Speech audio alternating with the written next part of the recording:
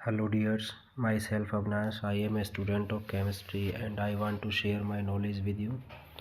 तो मैं आज आपको हरियाणा बोर्ड में आने वाले सम इम्पोर्टेंट्स क्वेश्चंस फ्रॉम बायोमोलिक्यूल्स के बारे में बताऊंगा कि जैसा कि ये टॉपिक है तो इसके बारे में हम थोड़ा सा पहले साथ साथ पढ़ेंगे और उसके साथ साथ क्वेश्चंस को करेंगे। तो पहले हम बायोमोलिक्यूल्स के सिलेबस के बारे में जानकारी लेते हैं कि हमारे बायोमोलिक्यूल का सिलेबस क्या है।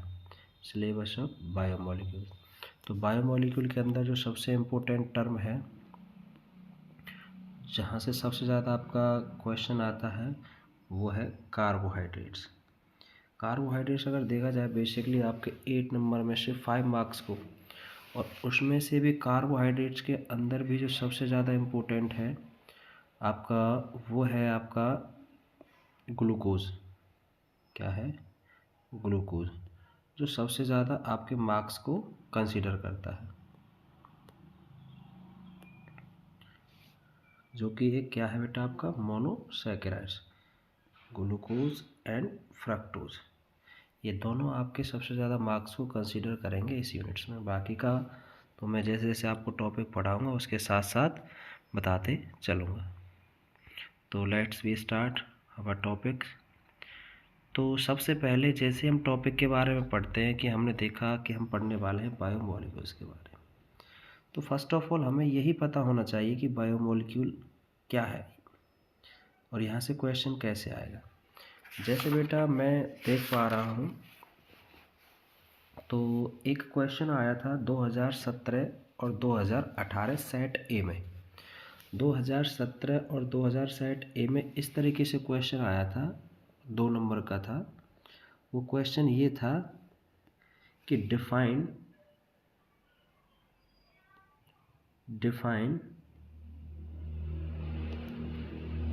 The term biomolecule. अब आपसे क्वेश्चन किया है कि डिफाइन द टर्म बायोमोलिक्यूल्स। तो जैसे बेटा सबसे बड़ी मेन बात तो ये है कि हमें क्वेश्चंस में ये समझना होगा कि हमें क्वेश्चन में लिखना कितना है, क्योंकि हमारा क्वेश्चन 1 नंबर का रहता है और हम लिख बहुत ज़्यादा देते हैं, तो इससे हमारा क्वेश्चन पेपर छूट जाता है। तो जितने मार्क्स का क्वेश्चन है उसके हिसाब से हमें अपना आंसर देना होगा। तो हमसे क्वेश्चन किया डिफाइंड द टर्म बायोमोलिक्यूल्स, तो इसका मतलब है कि इस क्वेश्चन को हम डील करेंगे, हमें इसमें लिखना है डेफिनेशन लिखनी है। क्या लिखनी है हमें? Definition of biomolecules. तो डेफिनेशन में आप क्या लिख सकते हैं? डेफिनेशन में इस तरीके से लिख सकते हैं आपके क्या बेटा कि biomolecules are the complex substance which form the basis of life. या आप कह सकते हैं इस तरीके से भी कि biomolecules are the complex lifeless molecules which build up living organism. कि बायोमोलिक्यूल्स आपके वो लाइफलेस मॉलिक्यूल्स हैं जो आपके जीवन को यानी लिविंग ऑर्गेनिज्म को जीवन बनाए रखते हैं। तो इससे ज़्यादा आपको कुछ नहीं करना है। फिर उसके साथ आपको जब किसी टर्म की डेफिनेशन पूछी जाती है तो उसके साथ उसका एग्जाम्पल जरूर लिखें। उसका एग्जाम्पल क्या लिख देंगे? बायोमोलिक्यूल्स के एग्जाम्पल जैसे हम देख पा रहे हैं, तो बायोमोलिक्यूल्स के एग्जाम्पल हैं आपका carbohydrates, proteins, nucleic acids, lipids है, अमीनो एसिड्स है, फैट्स है, हार्मोन्स है, एंजाइम है, एक्सेट्रा। तो आप मोस्टली इनमें से 2 या 3 एग्जाम्पल उसके साथ जरूर लिखें। तो ये बायोमोलिक्यूल्स हो गया। उसके बाद हम बात करेंगे जो टॉपिक हमारा सबसे मेन इम्पोर्टेंट टॉपिक है, वो है कार्बोहाइड्रेट्स। क्या है? कार्बोहाइड्रेट्स। तो कार्बोहाइड्रेट्स में तो ये भी क्वेश्चन आपका 2017 एंड 18 में ये दोनों टर्म पूछी गई थी, बायोमोलिक्यूल्स एंड कार्बोहाइड्रेट्स। तो डिफाइन द टर्म जब भी आप कहीं देखेंगे तो इसका मतलब है आपको उसकी डेफिनेशन लिखनी है। तो कार्बोहाइड्रेट्स की डेफिनेशन बड़ी इजी है, सिर्फ आप लिख दें the hydrates of carbon is known as carbohydrates. क्या लिखेंगे बेटा? आपका hydrate of carbon. Simple words में लिखेंगे कि hydrate of carbon is known as hydrate of carbon is known as carbohydrate. क्या लिखेंगे? Is known as carbohydrates. And example बेटा ग्लूकोज, फ्रक्टोज, गैलेक्टोज। तो ये सभी आपके एग्जाम्पल हो जाएंगे। तो यहाँ से पहला क्वेश्चन आपने देख लिया होगा कि आपको डिफाइंड हो गया कि अगर आपके पास मैंने क्वेश्चन लिख दिया इस तरीके से, क्या? डिफाइन द फॉलोइंग, तो आपका डिफाइन द फॉलोइंग में पहला पूछा गया था आपसे बायोमोलिक्यूल, और दूसरा पूछा गया था आपसे कार्बोहाइड्रेट्स। तो मेरा मानना है कि आपको ये चीज़ क्लियर हो गई होगी। कार्बोहाइड्रेट, तो दोनों की डेफिनेशन एंड एग्जाम्पल लिख ले, तो हमारा एक क्वेश्चन क्लियर हुआ। उससे आगे हम चलते हैं। अब कार्बोहाइड्रेट में सबसे बड़ी बात है तो आपका एक चीज़ मैं यहाँ आपको बताता हूँ कि कार्बोहाइड्रेट का जो जर्नल फार्मूला है, कार्बोहाइड्रेट्स का जो जर्नल फार्मूला है आप उसके बारे में याद रखें। जर्नल फार्मूला ऑफ कार्बोहाइड्रेट्स, तो कार्बोहाइड्रेट्स का जो जर्नल फार्मूला है वो है CXH2OY। क्या है जर्नल फार्मूला ऑफ कार्बोहाइड्रेट्स? तो ये होता है। तो journal formula of carbohydrate CXH2OY, तो बेटा इसमें x इक्वल भी हो सकता है, x is equal to y के, और x does not equal to y के भी हो सकता है। जैसे मेरे पास फॉर्मूला है ये C6H2O का होल 5, तो आप देखते होंगे कि ये फॉर्मूला एग्जैक्ट में आपने पढ़ा है, किसका है? ये है। इस फॉर्मूले को मैं इस तरीके से भी लिख सकता हूँ। कैसे? ये नीचे देख रखा है आपने, ये मैंने लिखा हुआ है C6H12O6।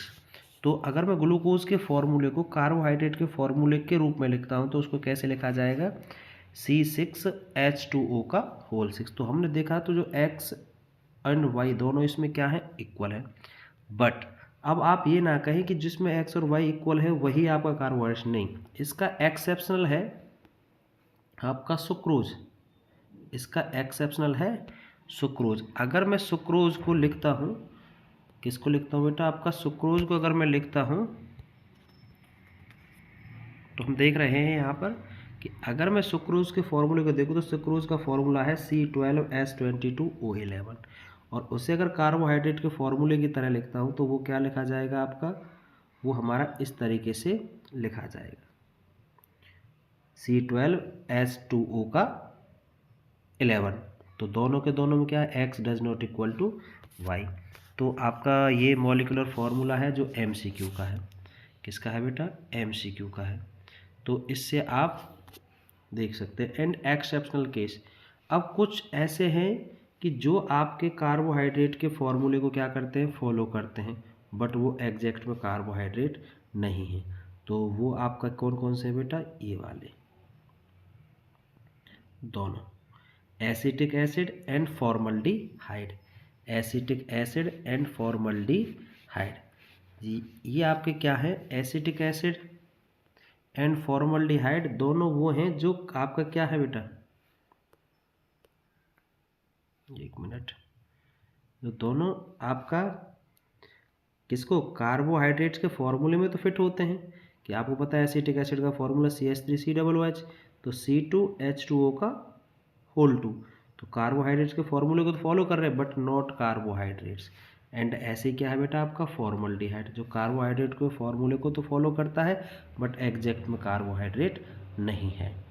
हरियाणा बोर्ड में वैसे ज़्यादातर यहाँ से क्वेश्चन नहीं पूछा गया, बस गलती से MCQ में पूछ लेता है, तो आप इनको याद रखेंगे। एसिटिक एसिड का इस मेनली क्या रखेंगे? इस तरीके से मेनली ये वाला फॉर्मूला आपको याद रखना है। यहाँ से ये फॉर्मूले इस फॉर्म वाले कि ये आपको कर, इससे तो आप पहचान ही लेंगे, इससे तो आपको पहचान हो जाएगी इन फॉर्मूले से तो। बट जो मेन पहचान नहीं होगी वो दिक्कत क्या है? वो ये है कि आप समझेंगे कि ये तो फॉलो कर रहे हैं तो ये कार्बोहाइड्रेट्स हैं, बट ये नहीं है एग्जैक्ट में। आप याद रखना बस C1 आए, C1 और C2 पर, C1 और C2 पर। बाकी का जो कार्बोहाइड्रेट्स का फॉर्मूला है वो ज़्यादा से ज़्यादा C12 और C6, मिनिमम C6 और मैक्सिमम कितना भी हो सकता है वहाँ से स्टार्ट होगा, इतना याद रखना।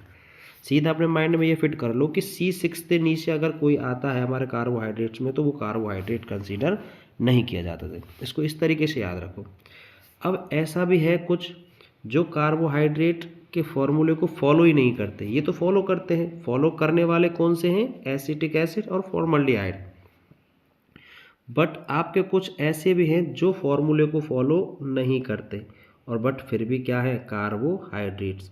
तो उसका एक एग्जाम्पल क्या है बेटा? आपका रेमिनोज, जिसका फॉर्मूला क्या है? C6H12O5। C6H12O5 जो विच डू नॉट फॉलो द आपका किसका कार्बोहाइड्रेट्स के फॉर्मूले को फॉलो नहीं करता है, बट फिर भी क्या है बेटा, वो एक कार्बोहाइड्रेट्स है। कौन है? रेफिनोज।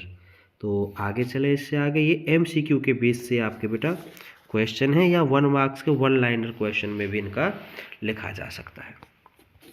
उससे आगे चलते हैं बेटा, आपका कार्बोहाइड्रेट्स को अगर आप जैसे मैंने कहा कि डिफाइंड द टर्म कार्बोहाइड्रेट्स, तो वहाँ भी कर दिया था। अगर आप उसको बुक एज ए बुक के हिसाब से लिखना है तो carbohydrates are defined as the optically active. Optically active, तो ऑप्टिकली एक्टिव के वर्ड को लेकर के क्वेश्चन बन जाता है। तो यहाँ मैं ऐसे कह सकता हूँ why carbohydrates are optically active, why carbohydrates are optically active, यहीं से क्वेश्चन पूछ सकता है। आपने डेफिनेशन बता दी, आपको डेफिनेशन पता है कि आपने बुक्स के हिसाब से लिख दिया कि carbohydrates are optically active, polyhydroxy aldehyde and ketone और the compound that produce such as compound on hydrolysis. तो आपको अगर ये डेफिनेशन याद नहीं, नो प्रॉब्लम, आप सीधा कह सकते हैं hydrate of carbon is called carbohydrate. अब ऑप्टिकली एक्टिव क्यों होते हैं, आपसे मैं ये क्वेश्चन पूछने लग जाऊँ तो आप कैसे कहेंगे इस क्वेश्चन के बारे में? इस तरीके से याद रखें कि कार्बोहाइड्रेट्स कंटेंट्स कायरल कंपाउंड। क्या रखता है बेटा? Chiral compound. अब सर ये क्या है कायरल कंपाउंड? कायरल कंपाउंड को सीधे वर्डों में आप याद रखें कि ऐसा कार्बन जो चारों साइड से, यानी आपके 4 वैलेंसीज को किसी डिफरेंट ग्रुप से सेटिस्फाई करता है। जैसे कि चारों साइड में आपका, आपने देखा है, आपको 10वीं क्लास में पढ़ाया जाता है कार्बन के बारे में सबसे ज़्यादा। तो वो क्या है कि आपका ये कार्बन है, इसकी 4 वैलेंसी हैं, इन पर डिफरेंट ग्रुप अटैच हों, तो ये कार्बन कैसा कहलाएगा? कायरल कार्बन कहलाएगा। नेक्स्ट, जैसे कि अब आगे हम देखते हैं, आगे चलते हैं, तो classification of carbohydrates, classification of carbohydrate. तो बेटा ये टर्म आप याद रखें, क्लासिफिकेशन ऑफ कार्बोहाइड्रेट्स, तो ये बड़ा इंपॉर्टेंट टॉपिक है यहाँ भी। तो क्लासिफिकेशन ऑफ कार्बोहाइड्रेट्स में जो सबसे बड़ी बात है, तो आपका क्लासिफिकेशन कितने तरीके का हो गया? 3 तरीके का हो गया। ये आपने देखा कि कार्बोहाइड्रेट्स कितने तरीके का होता है? 3 तरीके का मेनली। तो वो कौन कौन सा है? मोनोसैकेराइड्स, ओलिगोसैकेराइड्स एंड आपका पॉलीसैकेराइड्स। आपका कार्बोहाइड्रेट्स कितने तरीके का हो गया? 3 तरीके का, मोनोसैकेराइड्स, ओलिगोसैकेराइड्स एंड पॉलीसैकेराइड्स। तो आपका जो यहाँ से क्वेश्चन पूछा गया था आपका बेटा बोर्ड एग्जाम में, सीधा क्वेश्चन पूछा गया था आपका 2017, 2014 और 2016 में। 3 बार इसमें से क्वेश्चन ये पूछा गया था, बड़ा आसान तरीके से पूछा गया था क्वेश्चन। और क्वेश्चन क्या है बेटा आपका? क्वेश्चन था व्हाट आर कार्बोहाइड्रेट्स। क्वेश्चन था व्हाट आर कार्बोहाइड्रेट। क्वेश्चन तो हो गया एक, यानी 1 नंबर का ये हो गया। And give the classification of carbohydrates, and फिर आगे है इसी क्वेश्चन में, give the classification of carbohydrate,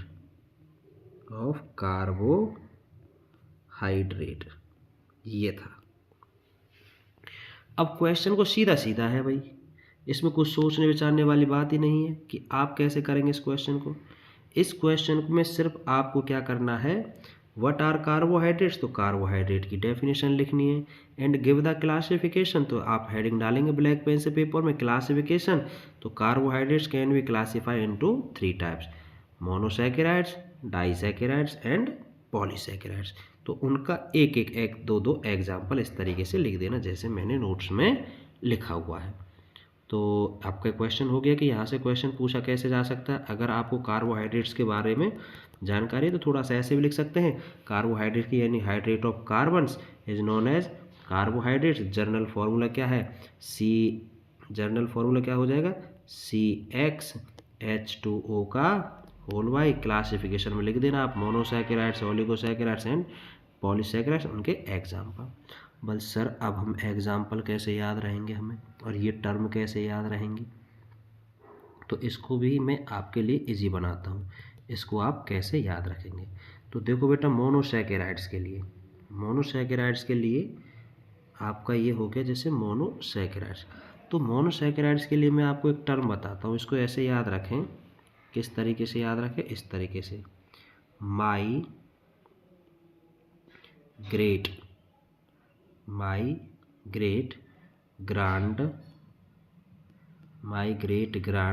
father ribose. My great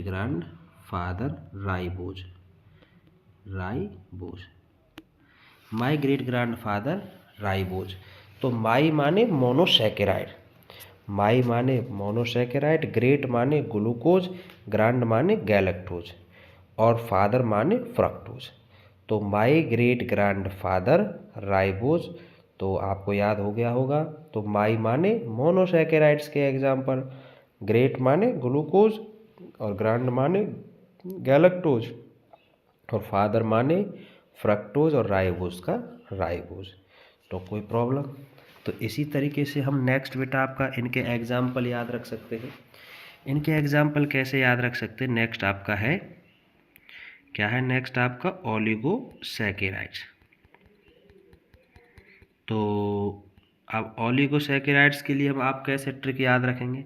तो ओलिगोसैकेराइड्स को ऐसे लिख लें, मिस्टर लाल सिंह ओला वाले। तो ओला का मतलब ओलिगोसैकेराइड्स। मिस्टर लाल सिंह ओला वाले। तो ओला वाले में तो ओला का वर्ड यानी ओलिगोसैकेराइड्स, मिस्टर लाल सिंह ओला वाले। तो मिस्टर का हो गया माल्टोज, एस का सुक्रोज, ओला वाले। तो आपका लाल सिंह में से लैक्टोज एंड रेफिनोज आपको याद रखने होगा। बस 2 एग्जाम्पल भी काफ़ी रहेंगे। इसी तरीके से हमारा है पॉलीसैकेराइड्स को लर्न करने का। तो पॉलीसैकेराइड्स को आप कैसे लर्न करेंगे बेटा? पॉलीसैकेराइड्स को एक तरीके से याद रखना, आपका पॉली ने CGS सिस्टम को पढ़ा। तो पॉली क्या जानता है? CGS सिस्टम को जानता है। कौन जानता है? पॉली CGS सिस्टम को जानता है। तो CGS सिस्टम किसका? यूनिट का ही तो होता है। तो CGS system C cellulose, G glycogen और system starch. Polly CGS system को जानता है, पॉली CGS जानता है, इस तरीके से लिख लें। या ऐसे कहते हैं कि पॉली CGS का एग्ज़ाम देता है, जो भी आपके माइंड से याद हो जाए। तो चले हम इससे आगे। अब बेटा ये एग्जाम्पल बड़े इम्पोर्टेंट हैं। किस तरीके से हैं? अगर मैं इस तरीके से 4 एग्जाम्पल सेट कर दूं, मैंने मान चलो 4 MCQ रख दिए कि 4 MCQ में मैंने फर्स्ट मोनोसैकेराइड्स के 3 रख लिए। किस तरीके से कि मैंने फर्स्ट MCQ आपका लिख दिया ग्लूकोज, सेकंड लिख दिया फ्रक्टोज एंड थर्ड लिख दिया गैलेक्टोज और फिर लिख दिया एक रेफिनोज। क्या लिख दिया? रेफिनोज। तो आपको पता है कि रेफिनोज क्या नहीं है? 2 क्वेश्चन बनेंगे यहाँ से कि रेफिनोज नहीं है मोनोसैकेराइड्स और है क्या? ओलिगोसैकेराइड्स। तो मैं यहाँ इन 4 आपके जो MCQ मैंने बनाए हैं, glucose, fructose, galactose and ribose, ये रेफिनोज, तो इन 4 और MCQ को लेकर के मेरे पास 2 क्वेश्चन बन गए। तो मैं क्या कह सकता हूँ? In which of the following not a monosaccharides, कि इनमें से कोई मोनोसैकेराइड्स नहीं है। तो मोनोसैकेराइड्स कौन सा नहीं रहेगा बेटा? आपका रेफिनोज। तो आंसर ये हो गया। अब मैं ऐसे भी कह सकता हूँ in which of the following is oligosaccharides, तो भी एग्जाम्पल आपका आंसर क्या रहेगा? रेफिनोज। तो इस तरीके से बेटा यहाँ से क्वेश्चन पूछा जा सकता है, इस तरीके से यहाँ से क्वेश्चन पूछा जा सकता है। तो नेक्स्ट आगे चलते हैं हम। तो ऐसे ही आपका क्या है कि मैं और अगर आपके एग्जाम्पल इस तरीके से सेट कर देता हूँ यहाँ पर कि आपका ये कि आपका स्टार्च है, एक सेलुलोज ले लिया, एक ग्लाइकोजन ले लिया और फिर मैंने एक रेफिनोज ले लिया यहाँ पर इसी तरीके से। तो अब क्या कह सकता हूँ कि विच of the following is not a polysaccharides, तो भी raffinose, and which of the following is a oligosaccharides, तो भी क्या आंसर रहेगा? रेफिनोज। कि दोनों यानी आपका आंसर वही है बट क्वेश्चन की स्टेटमेंट बदल जाती है। इसी तरीके से पेपर में भी क्वेश्चंस को क्या किया जाता है, रिवाइज किया जाता है। तो मेरे आई होप आप सभी समझ चुके हैं कि यहाँ से क्वेश्चन किस तरीके से पूछा जाएगा। तो आपका क्या है, तो एक बार मैं दोबारा से आपकी ट्रिक को बता देता हूँ। तो my great grandfather ribose, mister Lal Singh ओलावाले एंड पॉली ने CGS पढ़ा। पॉली ने CGS पढ़ा। इन ट्रिक से आप इनके एग्जाम्पल्स को याद रख सकते हैं। नेक्स्ट आगे हम देखते हैं बेटा आपका monosaccharides and oligosaccharides and polysaccharides. तो ये अपने आप में क्या है, 1 मार्क्स की क्या है बेटा, डेफिनेशंस हैं। तो यहाँ से इसी तरीके से पूछा जाता है डिफाइंड द टर्म। तो डिफाइंड में अगर वो कह देता है डिफाइंड मोनोसैकेराइड्स तो क्या कह देंगे, these are the simplest carbohydrates which can not be hydrolyse into simpler compounds. ऐसे किसकी, ओलिगोसैकेराइड्स, तो कार्बोहाइड्रेट्स विच गिव 2 to 10 यानी 2 से 10। तो बेटा इसको लेके आपका क्या है कि कभी कभी देखा जाता है कि आपको मैंने बता दिया कि मैंने आपसे कह दिया कि आपका ओलिगोसैकेराइड्स है। तो ओलिगोसैकेराइड्स में आप देख रहे हैं कि क्या है बेटा आपका ओलिगोसैकेराइड्स में कि ये आपको 2 से 10 यानी 2 से 10 2 से 10 यूनिट देता है हाइड्रोलाइसिस पर। इनका हाइड्रोलाइसिस नहीं किया जा सकता, ये 2 से 10 देता है और उससे ऊपर जो देता है वो पॉलीसैकेराइड्स में कंसीडर किया जाता है। यानी carbohydrate which give a large number of monosaccharides, do not give monosaccharides, give 2 से 10 monosaccharides and which give large monosaccharides. इतने भी वर्ड आप लिखोगे तो भी आपकी डेफिनेशन कंप्लीट मानी जाएगी। तो उसके एग्जाम्पल आपको याद हो है ही पीछे से। अब कुछ पढ़ते हैं जो आपके हैं। Monosaccharides and oligosaccharides are crystalline solid. Monosaccharides and oligosaccharides are crystalline solid. क्या है, crystalline solid and soluble in water, and soluble in water, और क्या है, वाटर सॉल्युबल है, and sweet in taste, sweet in taste, और स्वाद में कैसे होते हैं, मीठे होते हैं। तो इसीलिए इनको क्या कहा जाता है, दे आर कॉल्ड शुगर, इनको शुगर कहा जाता है। किनको शुगर कहा जाता है, तो आप क्या कहेंगे, दो saccharide which are sweet in taste and water solubles और crystalline in nature are called sugar. And आपने देखा कि पॉलीसैकेराइड्स का नेचर कैसा है, पॉलीसैकेराइड्स का नेचर कैसा है आपका अमोर्फस। पॉलीसैकेराइड्स का नेचर है अमोर्फस सॉलिड है। कैसे सॉलिड है, अमोर्फस है, एंड इनसॉल्युबल इन वाटर है, टेस्टलेस है, and as non as non sugar. अब बेटा यहाँ से एक क्वेश्चन और पूछा जा सकता है आपसे इस तरीके से कि गिव, या ऐसे, सॉरी मैं कलर चेंज कर लेता हूँ, ये कि एक तो बन गया हमारे पास इसी तरीके से defined the term, defined the term monosaccharides, disaccharides and polysaccharides. तो ये हो गया। तो आपको इसको तो करने में कोई प्रॉब्लम नहीं, बस डेफिनेशन लिखनी है और एग्जाम्पल लिखना है। सभी का एक एक दो दो एग्जाम्पल आप लिख दें। एक क्वेश्चन और यहाँ से इस तरीके से आपका बन जाएगा। वो क्वेश्चन क्या बनेगा, वो क्वेश्चन ये बनेगा कि आपका कि defined the term, defined the term, the term sugar and non sugar. ये भी हो गया। एक क्वेश्चन यहाँ से ये बन सकता है इन दोनों में से, defined the term sugar and non sugar. एक तो ये हो गया। और क्या क्वेश्चन बन सकता है इसी जगह से, इस जगह से ये भी क्वेश्चन बन सकता है कि आपने देखा पीछे कि आपने यहाँ पर एग्जाम्पल को पढ़ा और आपने अब स्टडी कर लिया क्या, कि जो मोनोसैकेराइड्स हैं एंड ओलिगोसैकेराइड्स हैं वो शुगर है और ये क्या है, नॉन शुगर है। पॉलीसैकेराइड्स, पॉलीसैकेराइड्स क्या है, नॉन शुगर। जबकि ये क्या है, दोनों शुगर। तो आपको इस तरीके से भी मान चलो, इस तरीके से मैं एग्जांपल सेट कर दूँ, यहाँ 3 ये और एक यहाँ से उठा लिया मैंने गैलेक्टोज के बाद ग्लाइकोजन। तो आपका क्या बनेगा, क्वेश्चन सोचो दिमाग से कि ग्लाइकोजन एक नॉन शुगर है, तो क्या बनेगा, in which of the following is a non sugar, तो ग्लाइकोजन। तो इस तरीके से आपके माइंड में आना चाहिए कि ये एमसीक्यू में भी बन सकते हैं कि glucose, fructose and galactose, and वहाँ पर हमने लिख दिया ग्लाइकोजन, तो ग्लाइकोजन क्या हो गया, नॉन शुगर।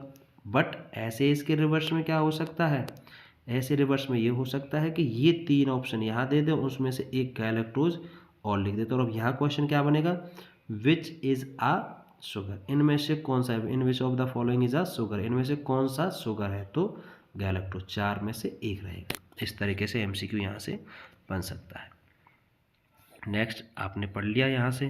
तो एक क्वेश्चन यही हमने देखा दोनों में, तो दोनों के केस में डिफाइंड तो आप कर सकते हैं भाई शुगर क्या, these are the crystalline substance which are sweet in taste and water soluble. इसी तरीके से यहाँ से एक पूछ सकता है, गिव क्या बेटा, डिफरेंस किस किस में, शुगर एंड नॉन शुगर में डिफरेंस ही पूछ सकता है। तो बड़े आसानी से आप शुगर एंड नॉन शुगर में डिफरेंस लिख सकते हैं। क्या है शुगर एंड नॉन शुगर में डिफरेंस, यही आपका शुगर एंड नॉन शुगर में डिफरेंस हो जाएगा। इधर क्या है बेटा, ये शुगर हो गया और इधर वाला नॉन शुगर हो गया। क्या है, monosaccharides and oligosaccharides are crystalline solid हैं।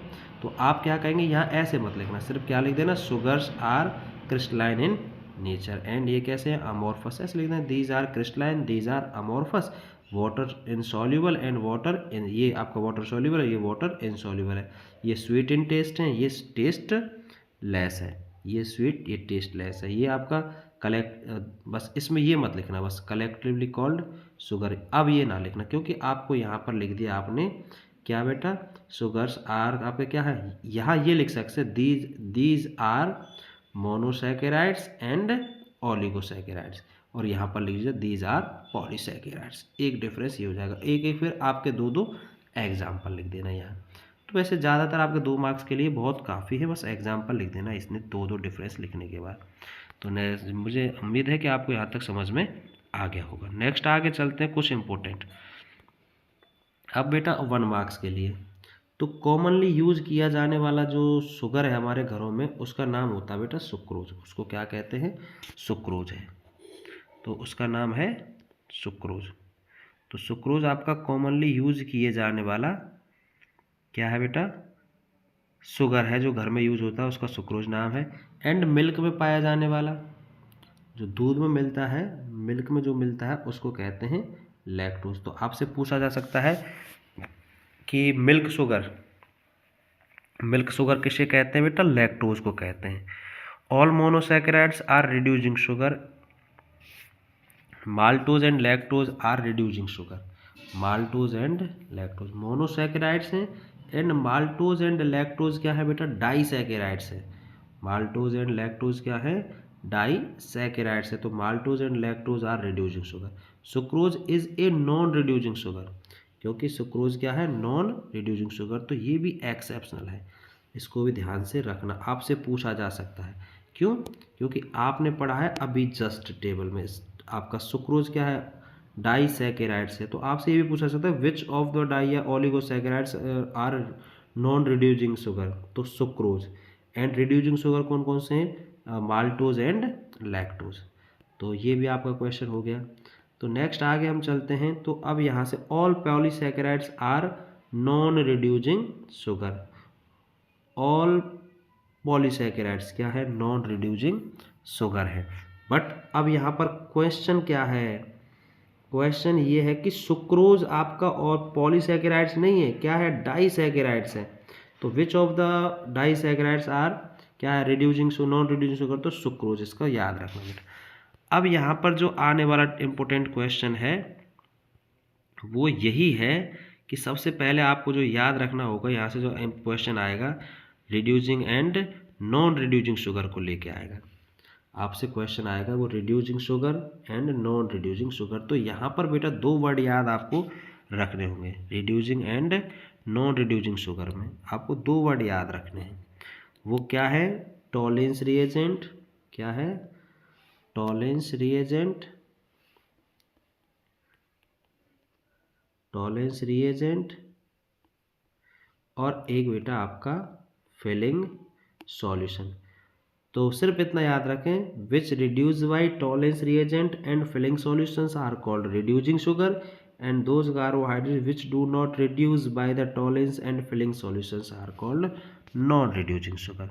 तो बेटा एग्जाम्पल आपको पता चल गया होगा, तो इम्पोर्टेंट है, इतना मैं कह रहा हूँ कि यहाँ से पेपर में क्वेश्चन फंस जाता है कि आपको डिफरेंस पूछा जा सकता है, या क्वेश्चन सीधा सीधा इस तरीके से पूछा जा सकता है कि डिफाइंड द टर्म। कैसे पूछा जा सकता है? Defined the term reducing and non reducing sugar, non reducing sugar, ये इम्पोर्टेंट है। या give the difference between reducing and non reducing sugar. तो डिफरेंस क्या हो जाएगा? तो आपका जो रिड्यूसिंग है, reduce by Tollens and Fehling reagent, and आपका non reducing do not reduce. तो ऐसे एग्जाम्पल आपका हो जाएगा, ऑल मोनोसैकेराइड्स हो गया, उधर क्या हो गया आपका ऑल पॉलीसैकेराइड्स, और जो आपका डाइसैकेराइड्स है उसमें से माल्टोज एंड लैक्टोज रिड्यूस है और सुक्रोज नॉन रिड्यूसिंग शुगर है। तो चले आगे, आपको यहाँ तक हो गया होगा क्लियर। यहाँ से क्वेश्चन कैसे आएगा? ये बेटा टेस्ट की रिएक्शंस दे रखी हैं, अगर किसी बच्चे को छोड़ा पढ़ना है तो बट पेपर में इतना पूछा नहीं जाता, बस आपसे रिड्यूसिंग एंड नॉन रिड्यूसिंग को डायरेक्टली आपसे पूछा जाएगा। अब चलते हैं मोनोसैकेराइड्स में। तो मोनोसैकेराइड्स में जो सबसे इम्पोर्टेंट टॉपिक है वो अपना है अब ग्लूकोज। क्या है? ग्लूकोज।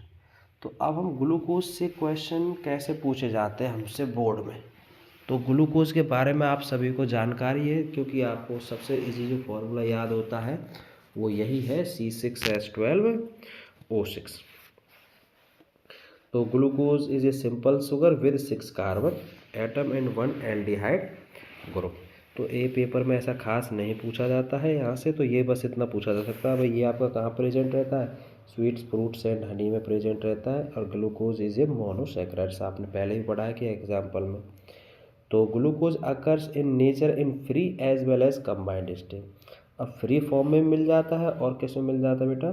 कंबाइंड स्टेट में भी मिल जाता है। कि जैसे कंबाइंड स्टेट आपका है, जैसे कि आपका ऐसे किसके रूप में भाई? शहद के रूप में मिल जाता है, और फ्रूट्स आपका जो स्वीट्स फ्रूट्स हैं उनमें मिल जाता है। तो आपका बेटा ये एनसीईआरटी में आपने देखा होगा, शुरुआत में दे रखा है कि प्रिपरेशन ऑफ ग्लूकोज। तो प्रिपरेशन ऑफ ग्लूकोज, तो सबसे फर्स्ट ऑफ आपका सुक्रोसिस, तो C12H22O11 प्लस में H2O, तो आपको वो देता है हाइड्रोलाइसिस होने पर क्या क्या? ग्लूकोज एंड फ्रक्टोज देता है। क्या क्या देता है? ग्लूकोज एंड फ्रक्टोज प्रोवाइड कराएगा। एक ग्लूकोज देगा और ये सुक्रोज है, ग्लूकोज एंड फ्रक्टोज, ऊपर दोनों का फॉर्मूला सेम है। बट यहाँ से क्वेश्चन पूछा गया था आपका इस जगह से फ्रॉम स्टार्च और सेलुलोज, यानी मैंने इसमें इसलिए लिख रखा है कि कमर्शियल मेथड। तो क्वेश्चन कैसे पूछा गया था आपके बोर्ड एग्जाम में? यहाँ से क्वेश्चन इस तरीके से था कि आपका क्वेश्चन है, write the commercial method for preparation of glucose. Question है आपका, right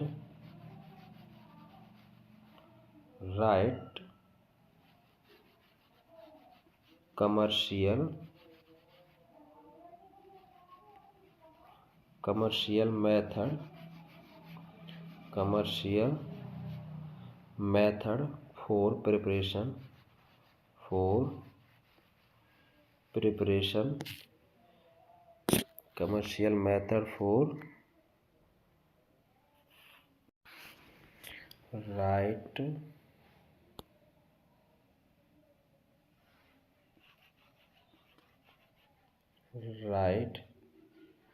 the commercial method for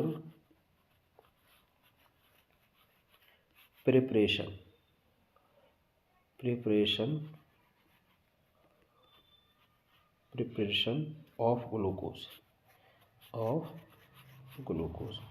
तो ये क्वेश्चन था बेटा कि right the commercial method for preparation of glucose, जो कि उस जिसका इस क्वेश्चन का आंसर क्या है आपका, सीधा सीधा क्वेश्चंस का आपका आंसर है ये वाला, कि आप ये लिख सकते हैं, ये वाले रिएक्शंस आप लिख सकते हैं। ये कमर्शियल मेथड है किसके लिए, ग्लूकोज के लिए, कि आपका स्टार्च और सेलुलोज से आपका क्या है, सीधा एन मॉलिक्यूल्स ऑफ ग्लूकोज आपके बनते हैं।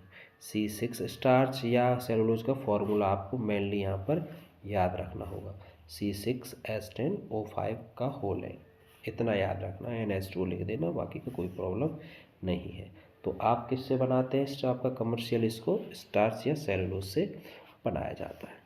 तो इस जगह से क्वेश्चन सिर्फ यही एक क्वेश्चन बनता है। नेक्स्ट आपका है स्ट्रक्चर से। तो स्ट्रक्चर में आप देख रहे होंगे बेटा ग्लूकोज की स्ट्रक्चर है, तो ग्लूकोज के स्ट्रक्चर में आपका ये स्ट्रक्चरल फार्मूला है, ये भी इम्पोर्टेंट है, आपसे पूछा जा सकता है, आपसे कह सकता है draw the structural formula of glucose, जो आपको कंफ्यूज कर सकता है पेपर में। तो स्ट्रक्चरल फार्मूला क्या है, ये structural formula CHO and CHOH का होल 4 एंड CH2OH। तो आप देख रहे हैं कि इसमें एक एल्डिहाइड ग्रुप है, एक क्या है बेटा आपका एल्डिहाइड ग्रुप है, एंड उसके बाद आपके इसमें 4 सेकेंडरी एल्कोहलिक ग्रुप है एंड 1 प्राइमरी ग्रुप। तो आपसे वो क्या कह सकता है, write the structural formula of glucose and, या ऐसा कह सकता है give the one evidence, give one evidence which shows that का glucose atom have primary alcoholic group. तो आप इस स्ट्रक्चर को वहाँ पर बना सकते हैं, तो एक क्वेश्चन यहाँ से भी हो जाता है। नेक्स्ट अब इम्पोर्टेंट क्वेश्चन, कि आप इनको बार बार पढ़ें, सबसे इम्पोर्टेंट क्वेश्चंस अब यहाँ से स्टार्ट हैं। तो इम्पोर्टेंट क्यों कहा, क्योंकि सर आपका बोर्ड ने यहाँ से पूछा है कि जब हम आपका किसका ग्लूकोज की रिएक्शंस हाइड्रोजन आयोडाइड के साथ कराते हैं तो वो हमें एन हेक्सेन देता है, क्या देता है, एन हेक्सेन प्रोवाइड कराता है। ग्लूकोज की रिएक्शंस किसके साथ करते हैं, हाइड्रोजन आयोडाइड के साथ हीट करते हैं, और ये रिएक्शंस किसका एविडेंस है, this reaction suggest that all the 6 carbon atoms are linked in a straight chain. तो आपके दोनों बातों से उल्टा सीधा करके क्वेश्चन पूछा जा सकता है, और यहाँ से क्वेश्चन क्या पूछा गया था आपके बोर्ड में, इस तरीके से क्वेश्चन पूछा जा सकता है यहाँ से, कि क्वेश्चन ये हो सकता है आपके लिए, right the reaction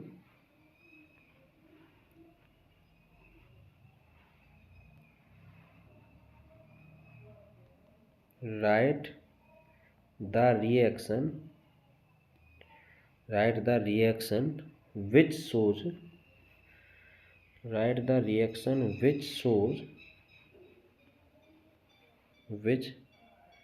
shows that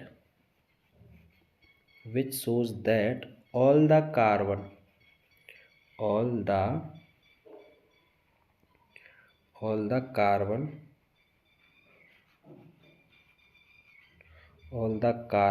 atom in glucose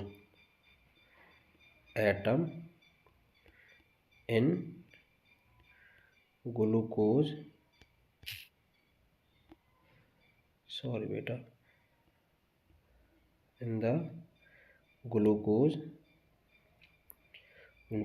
linked in a straight chain, linked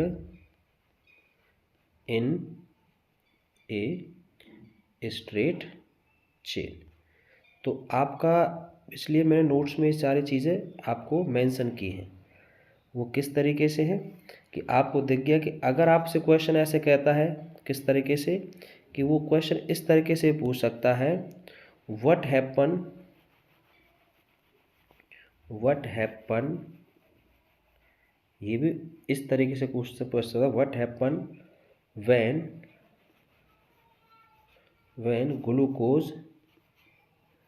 glucose treated माने रिएक्ट ट्रीटेड विद HI। क्या होता है जब ग्लूकोज किसके साथ, HI के साथ, हाइड्रोजन आयोडाइड के साथ रिएक्शन करता है, तब आपका आंसर रहेगा इट गिव एन हेक्सेन। अगर वो इस तरीके से पूछता है कि give right the reaction which shows, तो भी आपको यही रिएक्शन लिखनी है। तो दोनों के लिए, दोनों क्वेश्चंस में आप यही लिख सकते हैं। और 1 नंबर में ये पूछे जाने वाला क्वेश्चन है। किस नंबर पूछा जाएगा? 1 नंबर में। एंड बेटा नेक्स्ट रिएक्शंस है, reaction with hydroxyl amine, reaction with hydroxyl amine. तो इसको लेकर के आपसे जो क्वेश्चन पूछा जाएगा,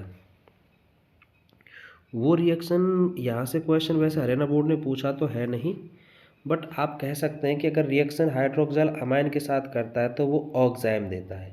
क्या देता है?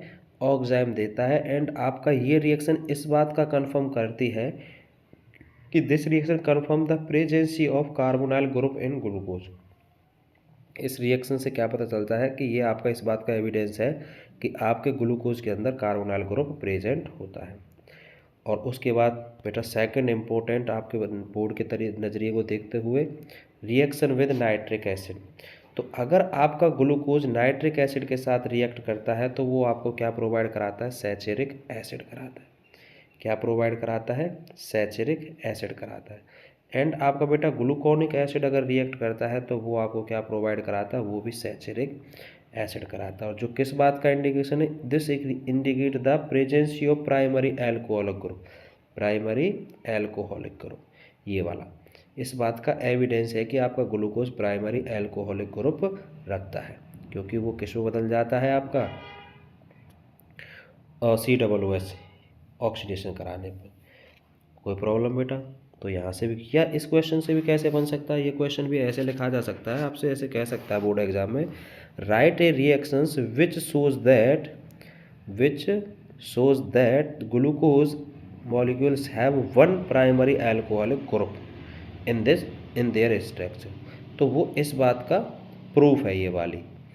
एंड और क्या पूछ सकता है? ऐसे क्वेश्चन पूछ सकता है आपसे कि what happen when glucose treated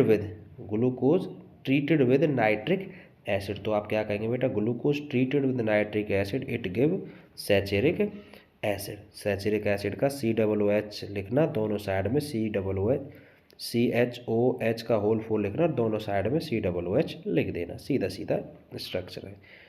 तो नेक्स्ट आगे चलते हैं बेटा, आपका यहाँ क्वेश्चन क्या बनेगा?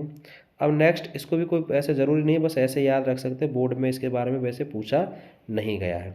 यह है एसिटिक एनहाइड्राइड। तो this reaction confirm the 5OH group. तो इसको वैसे याद रख सकते हैं, अगर क्वेश्चन ऐसे पूछा जा सकता है, give one evidence which shows that glucose have 5OH group, या presence of 5OH group in the glucose structure. तो उसका प्रूफ क्या है कि the reactions with acetic anhydride. तो जो आपको रिएक्शन दी हुई है बेटा, आप इस रिएक्शंस को मेंशन कर सकते हैं। ये ग्लूकोज है, ये एसिटिक एनहाइड्राइड है। वैसे बोर्ड में, यहाँ से हरियाणा बोर्ड में अभी तक क्वेश्चन नहीं पूछा गया है, CBSE ने तो ज़रूर पूछ लिया है। उसके बाद इम्पोर्टेंट, मोस्ट इम्पोर्टेंट, इम्पोर्टेंट नहीं मोस्ट इम्पोर्टेंट, इसको बार बार याद रखना, 1 मार्क्स के लिए, MCQ के लिए भी, इसके लिए भी इम्पोर्टेंस ये वाली, ये इम्पोर्टेंट है आपके बोर्ड को देखते हुए। एंड उसके बाद बेटा आपका, उसके बाद नाइट्रिक एसिड वाली, नाइट्रिक एसिड ये इम्पोर्टेंट था। उसके बाद फिर आपका एक ये था हाइड्रोजन आयोडाइड, हाइड्रोजन आयोडाइड। इन 3 को आप बार बार पढ़ें, इनमें से कोई एक ना एक आपका, वैसे मैं यही, मेरी उम्मीद यही है कि आपका 100% आपके पेपर में आएगी। उसके बाद अब आपका क्या है बेटा? Fischer structures formula, chain structures of glucose. तो बोर्ड में वैसे तो ऐसा क्वेश्चंस ग्लूकोज की चेन स्ट्रक्चर को लेके पूछा नहीं गया है आपका, जो देखा जा रहा है। तो इम्पोर्टेंट जो टॉपिक है वो यहीं से है। तो आपका क्वेश्चन इस तरीके से है, आगे चल के हम देखते हैं। तो एक क्वेश्चन इस तरीके से आता है, right any 2 reactions of glucose which can not B explain by the open chain structures of the glucose molecules. तो इसके लिए आपका क्या है बेटा? इसके लिए आपको मैंने वैसे नोट्स में लिखाया हुआ है, यहाँ ये रहा, साइक्लिक स्ट्रक्चर्स ऑफ ग्लूकोज। तो यहाँ से इस टॉपिक को अगर आप पढ़ते हैं, जब आप इस टॉपिक के बारे में जानकारी लेते हैं, तो इस टॉपिक में आपका लिखा हुआ है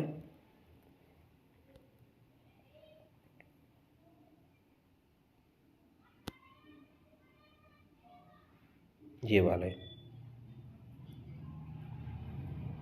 कि open chain structure of glucose could not explain the following reactions and fact.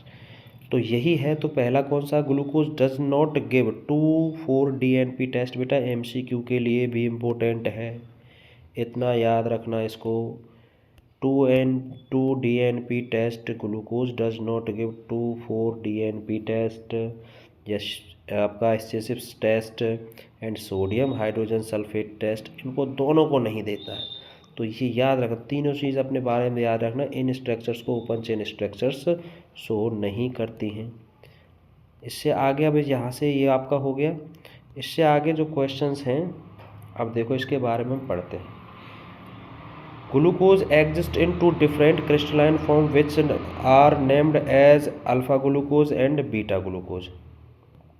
Alpha glucose and beta glucose. एक और आपका दे रखा है, दूसरा आपने 2 रिएक्शन पूछी, तो दूसरे वाले ये भी लिख सकते हैं आप वहाँ कि penta acetate of glucose does not react with NH यानी hydroxyl amine indicate absence of free CHO group. आपसे ये भी पूछा जा सकता है कि penta acetate of glucose, why the penta acetate of glucose does not react with hydroxyl amine.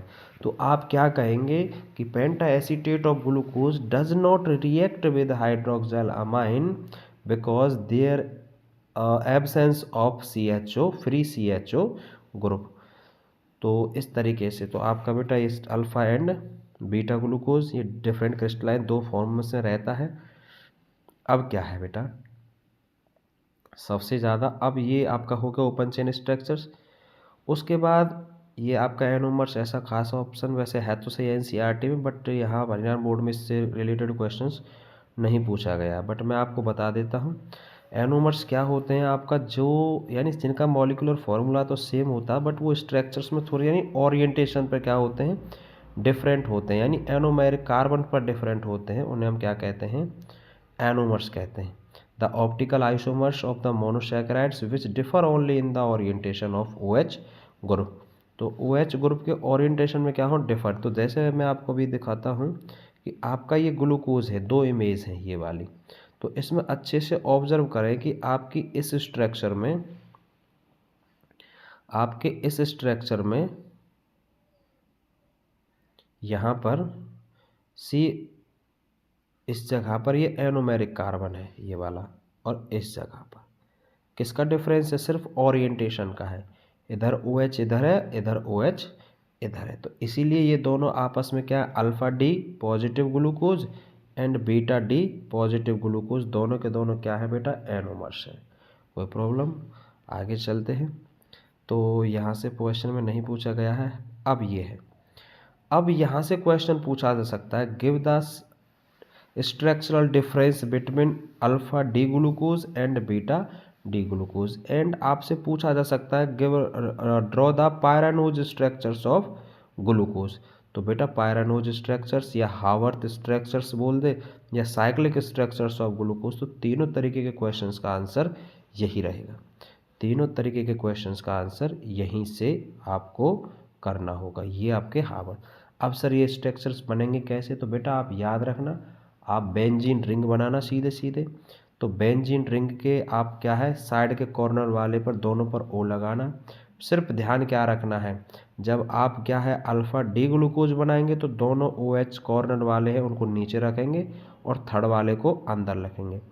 दोनों में बस इतना देखना है कि थर्ड वाला अंदर जाना है OH, बाकी के OH बाहर रहने हैं। अल्फ़ा में दोनों नीचे रहेंगे और बीटा में आपका फर्स्ट वाला OH ऊपर रहेगा, बस बाकी के दोनों सिमिलरिटी है। आप ऑब्जर्व कर सकते हैं कि यहाँ फर्स्ट वाले पर और फोर्थ वाले पर दोनों OH नीचे हैं और थर्ड वाले का OH सिर्फ अंदर रखना है आपको। तो इस तरीके से आप हावर्थ स्ट्रक्चर पूछ ले आपसे, स्ट्रक्चरल डिफरेंस पूछ ले आपसे, या आपसे साइक्लिक स्ट्रक्चर्स आपसे किसी एक की बनवा ले, तो आप इनको बनाने में एप्लीकेबल होंगे। यहाँ से जो क्वेश्चन पूछा जा सकता है और पूछा गया है, पूछा जा सकता नहीं है, पूछा गया है। और पूछा क्या गया है, ये आपका 2018 में डी सेट में पूछा गया था। और क्वेश्चन इस तरीके से पूछा गया था, what is essentially the difference between alpha glucose and beta glucose. कि दोनों में क्या डिफरेंस है, तो यही एनोमेरिक कार्बन का डिफरेंस है। तो इस तरीके से आप एसेंशियल स्ट्रक्चरल डिफरेंस ऐसे दोनों स्ट्रक्चर बना देना, थ्योरी आपसे नहीं लिखी जाती है, तो आप दोनों के स्ट्रक्चर बना देना, तो इससे आपका एग्जाम को सेटिस्फाई हो जाएगा। एंड वो आगे कहता है what is meant by pyranose structures of glucose, क्योंकि ये स्ट्रक्चर किससे एनालाइज की जाती है, पायरानोज से एनालाइज की जाती हैं। जैसे नीचे देखो बेटा, पायरानोज क्या है, ये रही आपका पायरानोज। तो पायरान एक रिंग है, ये 6 member cyclic structures of glucose is analog to pyran, तो इसलिए ये पायरानोज स्ट्रक्चर्स कहा जाता है। तो पायरान की स्ट्रक्चर ये है, इससे इसकी कंपेयर की जाती है, तो इसीलिए इनको क्या कहते हैं, ग्लूकोपायरानोज कहते हैं उसको, बीटा डी ग्लूकोज पायरानोज, इसीलिए इनको पायरानोज स्ट्रक्चर्स कहा जा सकता है। तो उसने क्वेश्चन पूछा था क्या, what is meant by the pyranose structures of glucose, तो आप कह सकते हैं pyran is 6 member cyclic structures, ठीक है, कैसी है, 6 मेंबर विद ऑक्सीजन के साथ, किसके साथ, ऑक्सीजन के साथ, तो इसीलिए इनको पायरानोज स्ट्रक्चर कहा जाता है। तो यही क्वेश्चन यहाँ से आपसे पूछा गया था, किनसे, इन दोनों स्ट्रक्चर्स को लेकर के। ये दोनों स्ट्रक्चर्स बड़ी इम्पोर्टेंट हैं, किसके, पेपर के अकॉर्डिंग, दोनों को ध्यान से ऑब्जर्व करना और बार बार प्रैक्टिस करना। प्रैक्टिस कहते हैं ना, practice make a man is perfect, tough कुछ भी नहीं है, बस समझने की बात है। अगर आप अच्छे से ध्यान से शांति से अगर इस वीडियो को आप अगर पूरा देखते हैं, तो मेरी आशा यही है कि आपके 8 मार्क्स को कोई भी नहीं कट करेगा। तो नेक्स्ट जैसे क्वेश्चन अब आगे हम पढ़ते हैं, तो अगर सीधा सीधा क्वेश्चंस भी ऐसे कह सकता है, draw the pyranose structures of alpha, sorry बेटा। तो नेक्स्ट आगे इतना समझ हो गया क्लियर, आगे चलते हैं। आगे अब हम देखते हैं फ्रक्टोज। तो फ्रक्टोज में से वैसे ज़्यादा कोई इंपॉर्टेंट क्वेश्चन अभी तक रैना बोर्ड ने नहीं पूछा है, बस एक क्वेश्चन यही पूछा था, draw the structure of fructose. तो draw the structure of fructose, तो स्ट्रक्चर्स आपका एनसीईआरटी में भी हैं और वैसे यहाँ भी मैं आपको दिखा देता हूँ। तो स्ट्रक्चर्स ऑफ फ्रक्टोज ये वाली है कि draw the structure of fructose, तो ये दोनों स्ट्रक्चर्स आपके फ्रक्टोज की हैं। तो ये दोनों, एक अल्फ़ा डी नेगेटिव एंड एक बीटा डी नेगेटिव, दोनों आपके किसकी हैं, फ्रक्टोज की हैं। तो नेक्स्ट आगे अब हम पढ़ते हैं, इससे आगे इम्पोर्टेंट एक फूरान। फूरान को याद रखना बेटा, वैसे तो पूछा नहीं गया बट फूरान से पूछा जा सकता है, क्योंकि फ्रक्टोफूरानोज कहते हैं, फूरानोज स्ट्रक्चर्स भी फ्रक्टोज की इनको कह देते हैं। तो फूरान ये वाला है, क्या है, it is a 5 membered heterocyclic ring with 1 oxygen atom and 4 carbon, तो 4 कार्बन है एंड क्या है, 1 ऑक्सीजन एटम है। तो नेक्स्ट हम आगे चलते हैं, ये आपके स्ट्रक्चर्स आपने देख ली हैं। अब टॉपिक चलता है डाइसैकेराइड्स।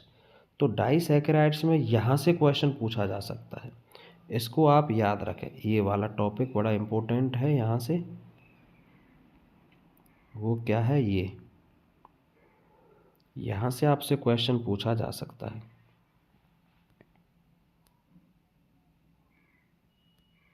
वो क्वेश्चन ऐसे पूछा जा सकता है,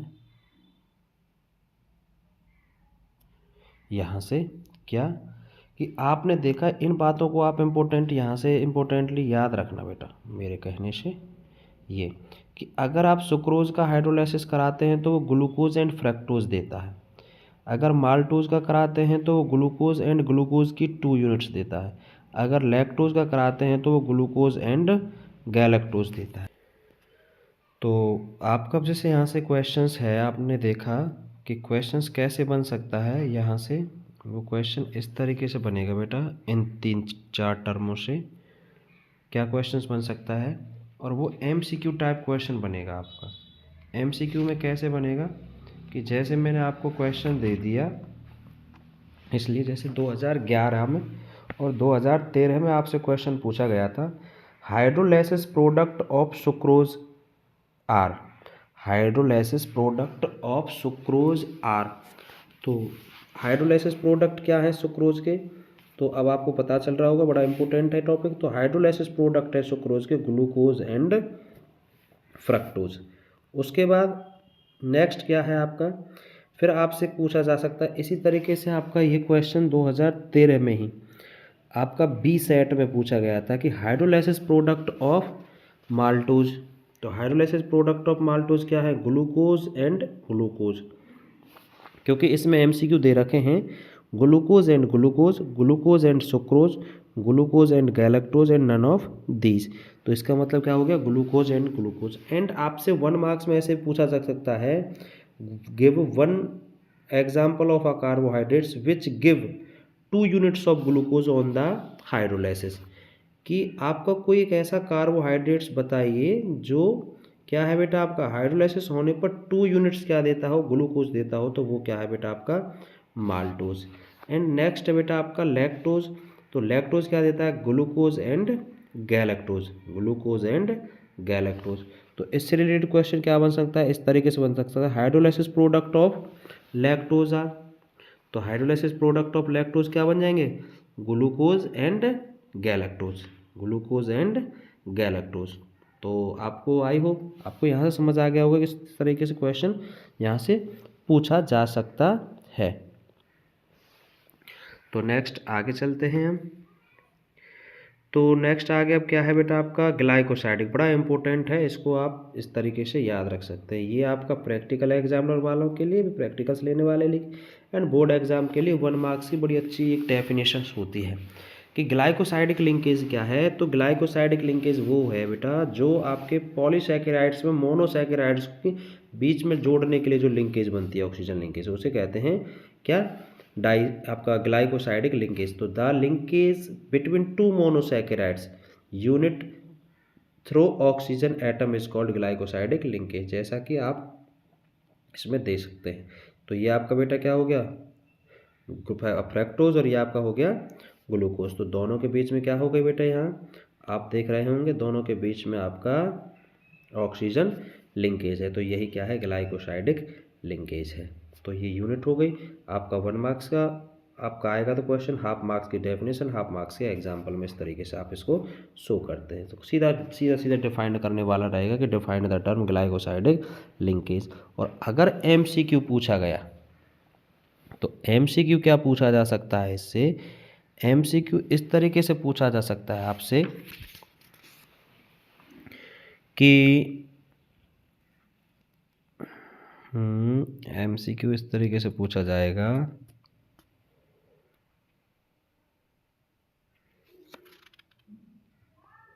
कि name the linkage which are present in the polysaccharides units में आपका जो, या ऐसे पूछा जा सकता है give the name of the linkage. Sorry, इस तरीके से क्वेश्चंस आया तो है बोर्ड में,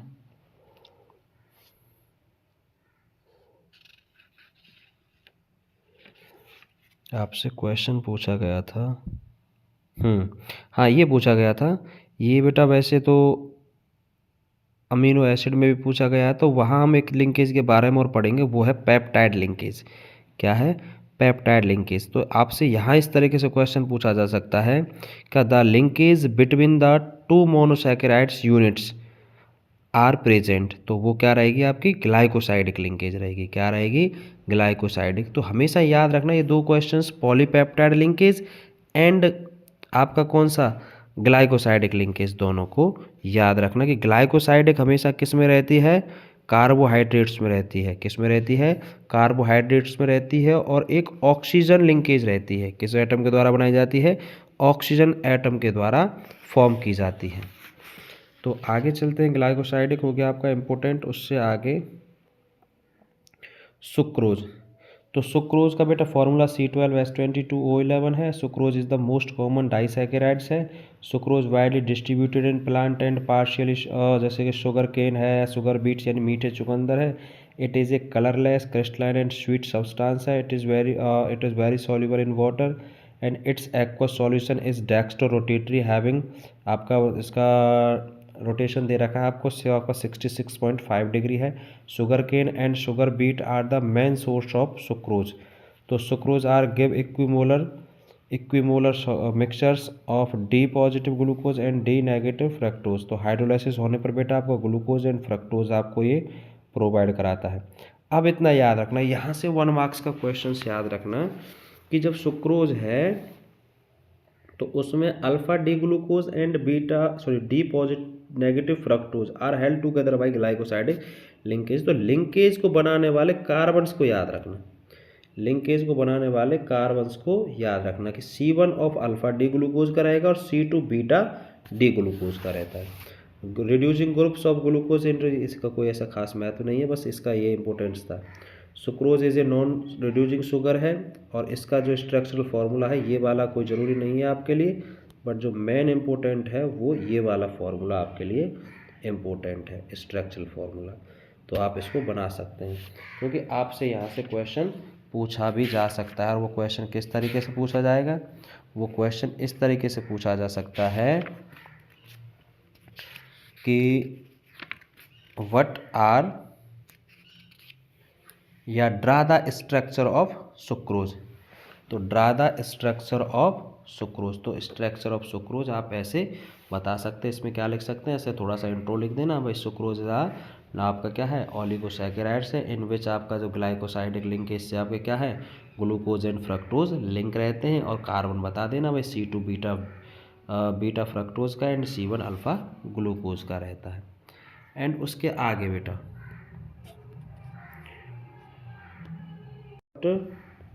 ये क्वेश्चन बनता है आपका, what do you mean by invert sugar. तो इनवर्ट शुगर क्या है बेटा, इनवर्ट शुगर्स का क्वेश्चन बन गया यहाँ से आपका क्या, what do you mean by, what do you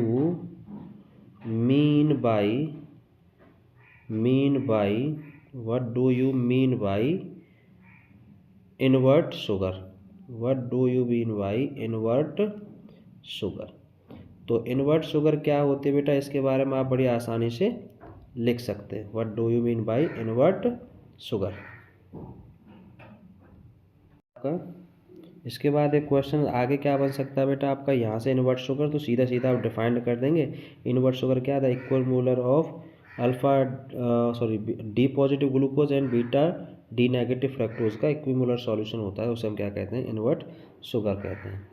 उसके आगे बेटा आपका जो क्वेश्चन है और क्या है, जैसे कि अगर अब आपका क्या हो गया बेटा, आगे हम पढ़ते हैं इन्वर्जन ऑफ शुगर। तो इन्वर्जन ऑफ शुगर आप यहाँ देख सकते हैं कि आपका जो लास्ट में आपका जो सॉल्यूशंस आता है वो आपका क्या आता है, लेवो रोटेटरी नेचर में आता है दोनों का, क्योंकि आपका जो ग्लूकोज है वो डेक्स्ट्रो रोटेटरी, जबकि फ्रक्टोज है वो लीवो रोटेटरी। उसका रीज़न क्या है कि आपका जो रोटेशन का जो है वो फ्रक्टोज का ज़्यादा होता है और ग्लूकोज का क्या होता है, कम होता है। तो जो रिजल्ट दोनों सॉल्यूशंस का आता है वो नेगेटिव आएगा।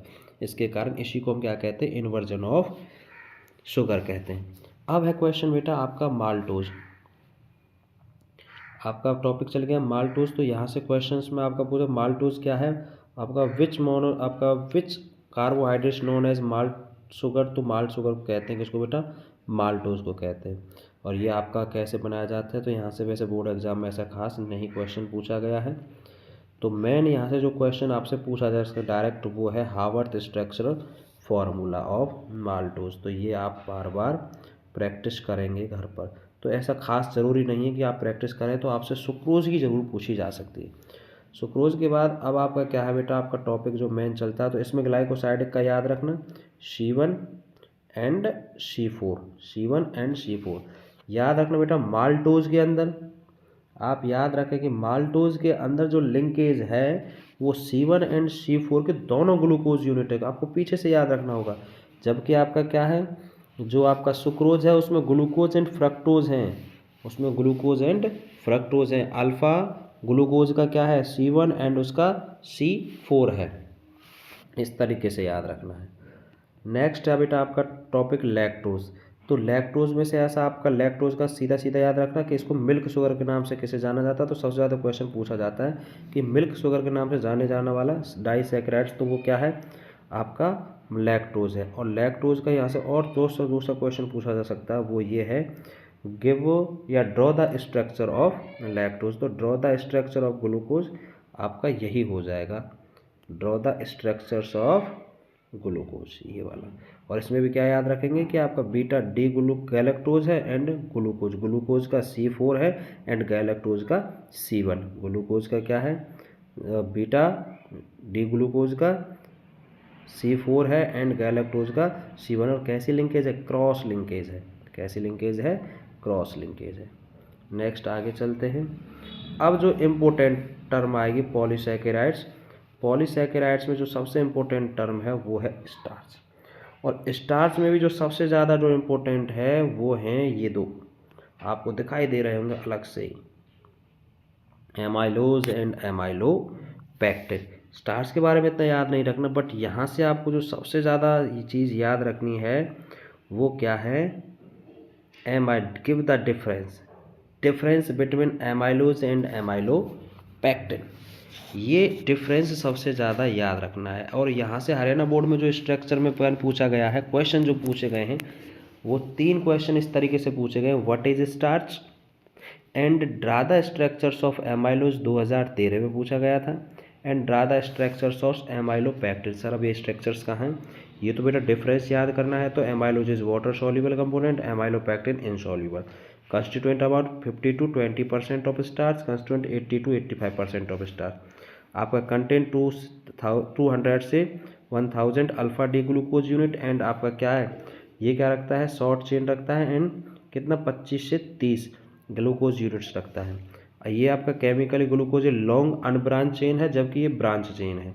तो इसकी स्ट्रक्चर्स बेटा आपकी ये वाली है। और ये आपकी किसकी, एनसीईआरटी बुक में आप इसको अच्छे से देख सकते हैं। कहाँ देख सकते हैं, एनसीईआरटी बुक के अंदर आपकी ये दोनों स्ट्रक्चर बनी हुई हैं। और इम्पोर्टेंट टॉपिक है, मैं बार बार आपसे फिर कह रहा हूँ कि आप यहाँ से बार बार दोनों के स्ट्रक्चर का इम्पोर्टेंस समझें, बार बार इनको बनाने की प्रैक्टिस करें। एक इनमें से आपके आने का चांस ज़्यादा से ज़्यादा रहता है। नेक्स्ट आगे चलते हैं।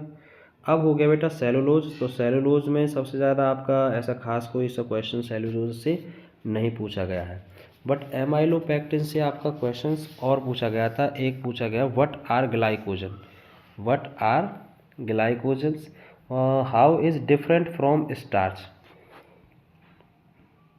How is different from starch. तो ये तो सेलुलोज हो गया, ये हो गया ग्लाइकोजन। तो ग्लाइकोजन को लेके सबसे ज़्यादा इंपॉर्टेंट क्वेश्चंस आपसे पूछा गया था कि व्हाट इज़ ग्लाइकोजन। तो ग्लाइकोजन क्या है बेटा, ग्लाइकोजन आपका है, glycogen is a polymer of alpha D glucose. इस तरीके से भी आप इसको कह सकते हैं, या कह सकते हैं carbohydrate are store in animal bodies as glycogen. अगर ऐसे नहीं कहना, आपको शॉर्ट फॉर्म में कहना है, तो आप इसको ऐसे इस तरीके से कह सकते हैं कि ग्लाइकोजन क्या है, is a polymer, is a polymer of alpha D glucose, alpha D glucose. इतना याद है। अब ये डिफरेंट कैसे है, ये डिफरेंट कैसे है स्टार्च से। तो स्टार्च से डिफरेंट क्या, it is known as animal starch. किसको, ग्लाइकोजन को कहते हैं। किसको कहते हैं, ग्लाइकोजन को कहते हैं, क्योंकि it store in the animal body, it is also known as animal starch. जबकि because the structure is similar to amylopectin, इसकी स्ट्रक्चर किसके सिमिलर है, मैंने इसको लिखा है कि इसकी स्ट्रक्चर किसके सिमिलर है, एमाइलोपेक्टिन के सिमिलर है। किसके सिमिलर है, एमाइलोपेक्टिन के सिमिलर है। And it is rather more highly branched, but इसमें क्या है, एमाइलोपेक्टिन तरह बहुत ज़्यादा ब्रांच होती हैं इसमें, किससे, एमाइलोपेक्टिन से भी ज़्यादा होती हैं। तो starch is the main storage polysaccharides of plants, और जबकि ये किन का है, एनिमल्स का। दोनों इसलिए एक दूसरे से अलग अलग है। तो इम्पोर्टेंस से ऐसा खास कोई क्वेश्चन नहीं पूछा गया है। तो वैसे क्वेश्चन एनसीईआरटी में तो आपकी में दिया हुआ है यहाँ कि right the main 2 functions of carbohydrates in plants, तो वो आप वहाँ से देख सकते हैं। एक क्वेश्चन आपका 2013 में और पूछा गया था, What is the basic structural difference between starch and cellulose? What is the basic structure difference between starch and cellulose? तो बेटा दोनों के स्ट्रक्चर्स क्या हैं आपका, उसमें हाईली ब्रांच है, तो आप वहाँ पर दिखा सकते हैं कि एमाइलोज एंड एमाइलोपेक्टिन। तो स्ट्रेट चेन होता है हैविंग C1 एंड C4 पर ग्लाइकोसाइड लिंकेज है एमाइलोज में, तो एंड एमाइलोपेक्टिन में C1 एंड C4 पर रहता है। एंड आपका कहाँ पर, और ब्रांच में रहता है C1 C6 पर। इसको हमेशा याद रखना, ब्रांच में कहाँ रहता है, C1 C6 पर। आप देख रहे होंगे, आप ये देखें कि यहाँ तो C1 C4 है, बट यहाँ पर C6, यहाँ पर कहाँ है, यहाँ ये वाला C6 एंड C1 के बीच में होता है, ये याद रखें। नेक्स्ट आगे चलते हैं। तो आपका टॉपिक चलता है बेटा, उसके बाद आपका यहाँ से देख सकते हैं, तो ये आपका एक माइंड मैप सा है कि हमारे जो हमने पढ़ा है वो देख सकते हैं कि ग्लूकोज है तो प्रिपेयर होता है आपका किससे, सुक्रोज से एंड स्टार्च से। कमर्शियल स्टार्च हो गया, तो इसके दो यूनिट्स रहती हैं, तो दोनों एनोमर्स हैं। एनोमर्स कौन कौन से हैं, alpha D glucose and beta D glucose है। और ये नहीं देता, क्या क्या नहीं देता, 2,4-DNP टेस्ट नहीं देता, सोडियम सल्फेट वाला टेस्ट नहीं देता, और इसमें रिएजेंट्स वाला टेस्ट नहीं देता है। अगर ग्लूकोज किसके साथ, स्टार HI के साथ करता है तो एन हेक्सेन देता है। और आपका इस तरीके से ये लिखा हुआ है, अगर एसिड आप एसिडिक एनहाइड्राइड का तो ग्लूकोज पेंटा एसिडेट देता है। अगर HNO3 के साथ करते हैं तो उसका आपका क्या है, HNO3 के साथ सैचुरिक एसिड देता है। और आपका HI के साथ करते तो एन हेक्सेन देता है। तो इस तरीके से आपने पीछे पढ़ रखा है, तो ये माइंड मैप सा है एक तरीके से, तो जिसको आप देख सकते हैं। ओलिगोसैकेराइड, माल्टोज, सुक्रोज, ग्लूकोज, ये आपका सारा यहाँ पर एक बार रिवाइज किया है। अब उसके बाद हम चलते हैं बेटा अमीनो एसिड्स की तरफ। तो अमीनो एसिड्स की तरफ, तो अमीनो एसिड्स में से हमसे जो ऐसे क्वेश्चंस क्या क्या पूछा गया है उसके बारे में हम डिस्कस करते हैं। तो अमीनो एसिड्स को वैसे आपका रहना बोर्ड में ऐसा खास महत्व नहीं दिया गया है जैसा कि मेरे देखने में आया है। बस आपको यहाँ से जो अमीनो एसिड में सबसे ज़्यादा जो टॉपिक पूछा गया तो आप इसको वैसे याद रख सकते हैं। अमीनो एसिड्स क्या है, amino acids are the organic compounds containing both and amino group and carboxylic group. तो अमीनो ग्रुप हो गया आपका NH2 एंड ये हो गया COOH। तो आप याद रख से, तो ये आपका क्लासीफाई होता है पोजीशन ऑफ NH2 को, तो अल्फ़ा आपका अमीनो एसिड, बीटा अमीनो आपका गामा एसिड, डेल आपका अमीनो एसिड्स। तो इस तरीके से आगे नेक्स्ट चलते हैं। तो क्लासिफिकेशन ये भी ऐसा आप याद रखना बेटा, न्यूट्रल अमीनो एसिड जिसमें NH2 एंड COOH ग्रुप दोनों बराबर हों तो वो न्यूट्रल है, जिसमें NH2 ज़्यादा है वो बेसिक है, जिसमें COOH ज़्यादा है वो आपका क्या रहेगा, एसिडिक रहेगा, इसके नाम है। तो अब ये इंपॉर्टेंट आपका जो हरियाणा बोर्ड में सबसे ज़्यादा पूछा जाने वाला है, तो इनमें से एक आध पूछ लिया जाता है। Essential and non essential amino acid important है बेटा, इसको बार बार आप पढ़ना। Essential amino acid and non essential amino acid, तो देखो बेटा जिनकी बॉडी खुद बना लेती है, जिनकी रिक्वायरमेंट नहीं होती, वो है नॉन असेंशियल, और जिनकी रिक्वायरमेंट बॉडी को है वो है असेंशियल। और असेंशियल चीज़ को बॉडी कहाँ से लेगी, डाइट से लेगी, जो हम बाहर से खाना खाएंगे, तो उनको कहते हैं असेंशियल। तो असेंशियल के लिए याद रखना VIP हॉल में TT, सबसे शॉर्ट ट्रिक है कि VIP हॉल में TT। तो VIP हॉल में आप इस तरीके से याद करते हैं, V4 आपका वैलिन है, I4 है आइसोल्यूसिन, क्या है, आइसोल्यूसिन, एंड आपका क्या है, P4 फेनिलिन, क्या है, phenylalanine, and H4 histidine, and A4 arginine, and L4 lysine, and L4 leucine, M4 methionine, and T4 tryptophan, and H4 threonine. And non essentials जो आपका amino acids with that can be synthesise in our body. तो याद रखना बेटा, known as non essential acid.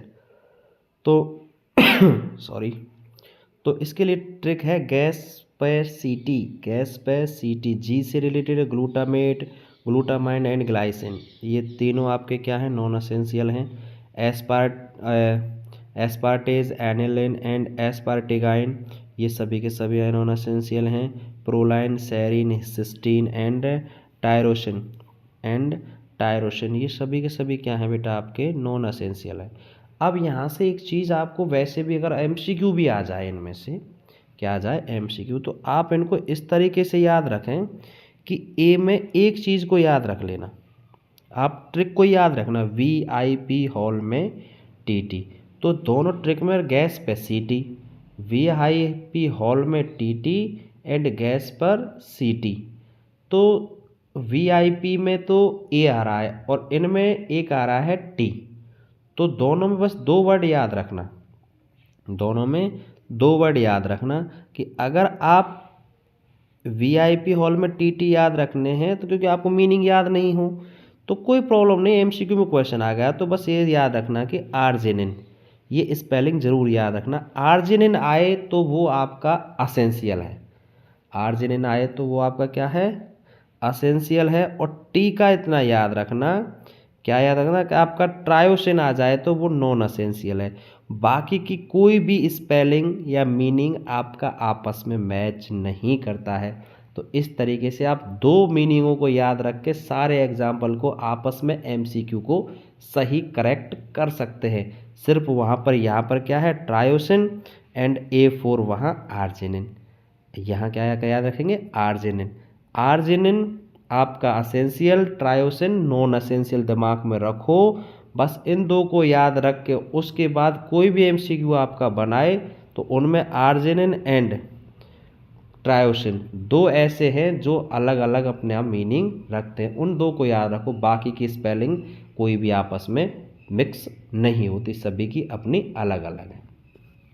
तो ये याद हो जाएगा। वीआईपी को याद रखो, वीआईपी, तो इससे शुरुआत होने वाली सभी स्पेलिंग आपकी क्या रहेंगी, वीआईपी हॉल में टीटी, वीआईपी हॉल में टीटी। टीटी में से ट्रायोसिन को याद रखना कि ट्रायोसिन एसेंशियल नहीं है, तो वीआईपी हॉल में, और ए आर्जिनिन, और उधर क्या रखना, गैस पर सीटी, तो ए जो गैस पर है वहाँ पर आर्जिनिन नहीं है, बाकी के सभी क्या है, नॉन असेंशियल है। तो आप, आई होप आप इस तरीके से, अगर एमसीक्यू में कोई फंसने वाला क्वेश्चन रहेगा तो आप उसको करने के लिए एप्लीकेबल होंगे, कि आप उसे कर पाने में कोई भी प्रॉब्लम नहीं होगी कि आपके, मेरे हिसाब से इतनी बड़ी समस्या कि सर अगर ऐसे क्वेश्चन आ गया तो हम कैसे करेंगे, तो आप बड़ी आसानी से इसको कर सकते हैं। जैसे कि हमने पीछे पढ़ा था कि which carbohydrates is the essential constituents of plant, ये 2010 में पूछा गया था आपके हरियाणा बोर्ड में कि which carbohydrates is an essential constituents of plant. तो असेंशियल कॉन्स्टिट्यूएंट्स क्या होता है प्लांट्स के लिए, तो आपको देखा होगा कि प्लांट्स में क्या रहता है बेटा, आपका स्टार्च है, और आपका जो एनिमल्स है उनमें क्या है, सेलुलोज है। तो इस तरीके से आप याद रख सकते हैं। तो चले बेटा, आपके दोनों इम्पोर्टेंट हैं, यहाँ से आप इनको याद रख सकते हैं। नेक्स्ट है बेटा आपका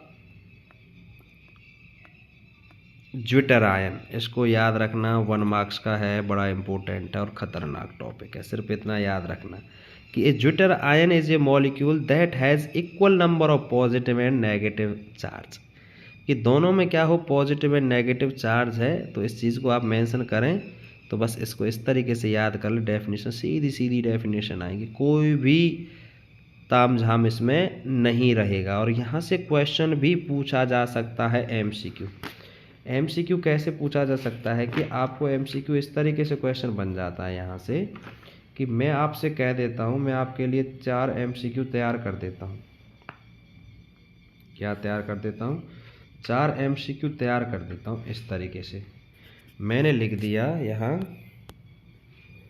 अब ध्यान से देखना, इसको ऑब्जर्व करना, इस स्ट्रक्चर को एमसीक्यू में बना रहा हूँ यहाँ पर इस तरीके से, NH2 CH2 एंड COOH। एक तो एमसीक्यू ये हो गया, एक हो गया भाई CH3 COOH, एक हो गया आपके लिए CH3 CH2 NH2, और एक हो गया आपके लिए CCl3NO2।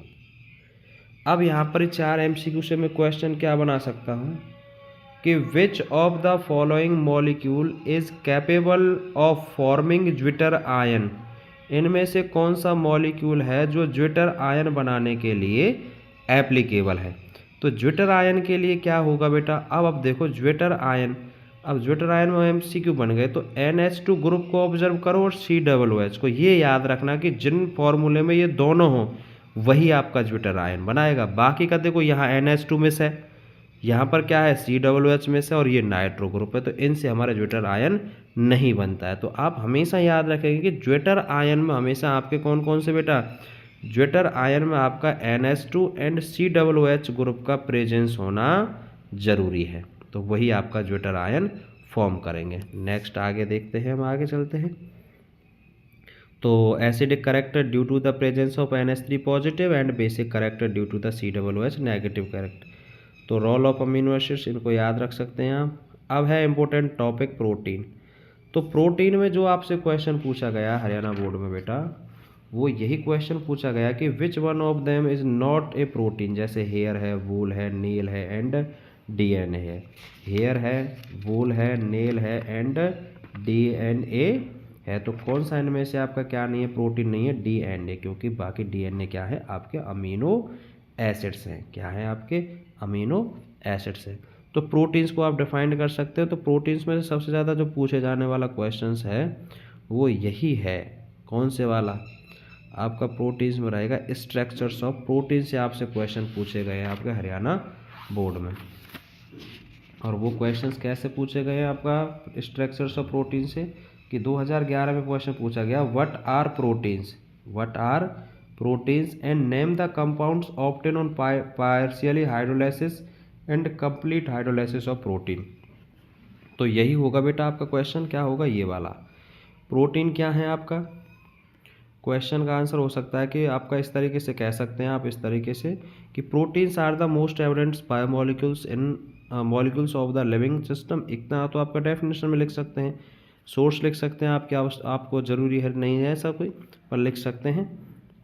एंड आपका क्या है, तो all proteins on partially hydrolysis gives peptides. तो क्या देता है बेटा, पेप्टाइड्स।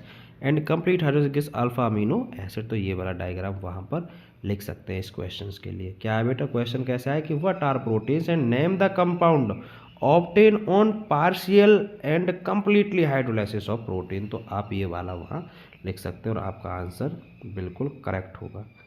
अब है नेक्स्ट बेटा आपका, किससे एक क्वेश्चन आया था तो मैंने आपको बता दिया। ये क्वेश्चंस बार बार आपका हरियाणा बोर्ड में भी एंड CBSE बोर्ड में भी पूछा गया। 2017 में, 2010, 2012, 2011, 2009 और 2013 एंड 2019 वाले जो पेपर में बना था बट हुए नहीं, बट एंड 2022 में भी ये पूछा गया। क्या कि what are essential and non essential amino acids, gives 2 examples of each. तो बेटा आपका, आप बड़े आसानी से इसके बारे में लिख सकते हैं। जिन्हें बॉडी सिंथेसाइज कर दे वो आपके क्या है, नॉन असेंशियल। जिनको नहीं कर पाए, जो डाइट के थ्रू से करे, वो असेंशियल। तो मेरे हिसाब से आपको यहाँ तक क्लियर हो गया होगा। अब नेक्स्ट है बेटा आपका questions, defined the following two related to protein. जैसे प्रोटीन से रिलेटेड है, डिफाइंड करने, और बार बार क्वेश्चंस पूछा गया है बेटा, बार बार। CBSE में भी 2011, 2012, 2013 एंड 2025 में भी ये पूछा गया, जो फर्स्ट लेटेस्ट एग्जाम यानी आपका एग्ज़ाम हुए हैं, तो इनमें भी ये क्वेश्चन पूछा गया था, पेप्टाइड लिंकेज। और हरियाणा बोर्ड में क्वेश्चन 2011, 2012, 2016, 2017, 2019 और 2022 और 2024 के आपके पेपर में भी पूछा गया कि पेप्टाइड लिंकेज। तो पेप्टाइड लिंकेज आपका क्या है बेटा, पेप्टाइड लिंकेज का बड़ी आसानी से आपको ये, peptide linkage is an amide linkage form by the condensation reaction between COOH group of one amino acid and NH2 group of other amino acids. तो ये आपकी पेप्टाइड लिंकेज है। क्या है बेटा, पेप्टाइड लिंकेज है। And primary structures of protein, primary structures के बारे में मैंने, स्ट्रक्चर्स ऑफ प्रोटीन अभी मैं आपको आगे पढ़ाऊँगा, तो वहाँ भी ऐसे आपके सिंपल सी चीज़ आपसे पूछी जाएंगी। सिर्फ इतना याद रखना, छोटी छोटी डेफिनेशंस, आपने सैम्पल पेपर तो खरीदे होंगे, तो छोटी छोटी डेफिनेशंस को आराम से डेफिनेशंस के रूप में पढ़ना, ज़्यादा उनके बारे में ऐसा खास नहीं पढ़ना है। एक है बेटा प्राइमरी स्ट्रक्चर है, सेकेंडरी स्ट्रक्चर्स है एंड डीनेचुरेशंस ऑफ प्रोटीन। तो ये इंपॉर्टेंट टॉपिक है, इनको बार बार पढ़ना। उनको मैं वैसे साथ साथ आपको टिक कराता जा रहा हूँ, इसमें भी टिक कराता जा रहा हूँ और वहाँ भी टिक कराता रहूँगा। तो प्रोटीन्स के बारे में हो गया आपका। तो ये आपने देखा कि ये टॉपिक आपका क्या मिला था, यहाँ हाइड्रोलाइसिस वाला इम्पोर्टेंट टॉपिक था, तो यहाँ पे इसको याद रखना। उसके आगे स्ट्रक्चर ऑफ प्रोटीन, तो स्ट्रक्चर ऑफ प्रोटीन में सबसे पहले क्या था आपका, पेप्टाइड लिंकेज। तो पेप्टाइड लिंकेज से रिलेटेड टॉपिक है बेटा ये वाला, ये यहाँ से यहाँ इतना आपको लिखना है पेप्टाइड लिंकेज में। ये पेप्टाइड लिंकेज के लिए इम्पोर्टेंट है। उससे आगे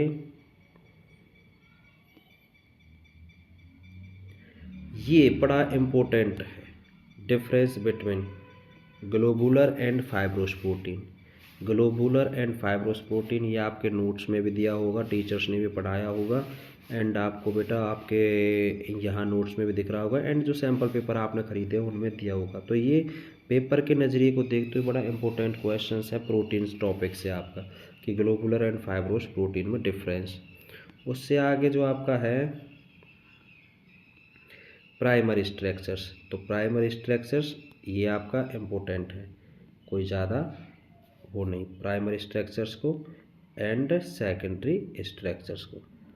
अगर 2 नंबर में क्वेश्चन आया तो वो alpha helix and beta helix के बारे में आपसे पूछ सकता है। किसके बारे में पूछ सकता है? Alpha helix and beta helix के बारे में आपसे पूछ सकता है। अब बेटा देखो एक्सप्लेनेशन ज़्यादा मैं आपको अब क्या कराऊँ, क्योंकि बोर्ड एग्ज़ाम नज़दीक हैं, तो हम कोशिश करेंगे कि जो मेन इंपॉर्टेंट टॉपिक हैं उन्हीं को ज़्यादा डिस्कस करें। तो alpha helix structure, alpha helix is a secondary structures of protein form by the twisting of peptide chain into right hand screw like structures. तो इस तरीके से आप यहाँ से सारी जानकारी को पढ़ सकते हैं। तो आप इसको देखें आगे चले, तो ये आपका इस तरीके से आपने देखा ना, जैसे पहले पुराने मोबाइल आते थे उनकी डोरी जो रहती थी वो इसे अल्फ़ा हेलिक्स स्ट्रक्चर्स की होती है।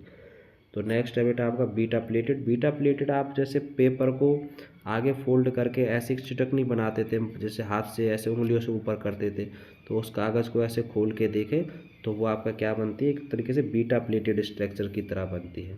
तो ये बीटा प्लेटेड स्ट्रक्चर भी बड़ा इंपॉर्टेंट है, इसको भी ध्यान से पढ़ें। आपके नोट्स में जैसे टीचर ने आपको बताया है तो आप उसको याद रख सकते हैं।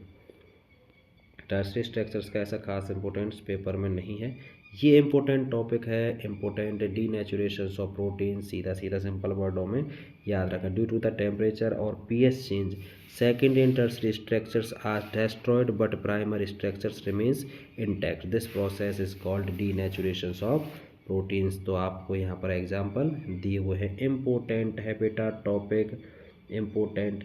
देखो जिन बच्चों ने अब तक तैयारी नहीं की है तो वो बच्चे अगर मेरे द्वारा बताए हुए इन क्वेश्चंस को भी अच्छे से कर लेते हैं तो उनके इस यूनिट के 8 मार्क्स बिल्कुल पक्के हो जाएंगे, वो मार्क्स कहीं भी नहीं जाएंगे। और आप बिना किसी भी हेल्प के अगर बार बार मेहनत करेंगे तो यानी अगर आपको बोर्ड एग्ज़ाम में पास होना है तो सिर्फ 3 यूनिट काफ़ी हैं आपको बोर्ड एग्ज़ाम में पास होने के लिए। जो 3 यूनिट आपको अच्छे से आती हो तो उनके क्वेश्चंस बिल्कुल भी गलत ना हो, इतना आप में विश्वास, सेल्फ कॉन्फिडेंस होना चाहिए। तो 3 यूनिट पढ़ के भी आप पास हो जाएंगे। पास होना बड़ी बात नहीं, बट नंबर गेन करना थोड़ा बड़ी बात है। तो नेक्स्ट क्वेश्चन 2012 में भी इस तरीके से पूछा गया, what is the effect of denaturation on the structures of protein. तो डीनेचुरेशन का क्या इफेक्ट पड़ता है? तो डीनेचुरेशन के अकॉर्डिंग आपके बेटा क्या है कि आपका जो प्राइमरी और सेकेंडरी और टर्सरी जो स्ट्रक्चर है तो उसमें से सेकेंडरी एंड प्राइमरी स्ट्रक्चर्स क्या हो जाती हैं? डेस्ट्रॉयड हो जाती है, बट प्राइमरी और secondary and tertiary and primary as it is बनी रहती है डीनेचुरेशंस में। तो फिर आपका टॉपिक है बेटा एंजाइम। तो एंजाइम से ऐसा खास क्वेश्चंस बोर्ड एग्जाम में भी नहीं पूछा है। तो अब आपका जो टॉपिक है वो चलेगा आपका विटामिन्स। तो विटामिन्स के लिए आप बेटा एनसीईआरटी, विटामिन्स के लिए क्या बेटा आपका एनसीईआरटी की टेबल्स को याद करें। तो विटामिन्स के लिए किसको? एनसीईआरटी की टेबल्स को याद करें। आपसे यही आपसे पूछा जाएगा। जैसे ये पूछा गया क्वेश्चन 2017 में, व्हाट आर विटामिन्स। तो these are organic compounds which required in diet in the small amount to perform specific biological function. तो विटामिन्स, व्हाट आर विटामिन्स, ये तो हो गया हमारा क्वेश्चन। How are vitamins classified and name the vitamins responsible for coagulation of blood. तो coagulation of blood के लिए आप सभी को पता है कि विटामिन्स को हमने 2 तरीके से क्लासीफाई किया है, जैसे कि आपका वाटर सॉल्युबल्स एंड आपका फैट सॉल्युबल। तो विटामिन बी एंड सी क्या है? वाटर सॉल्युबल्स हैं, और आपका ए डी ई के आपका क्या है?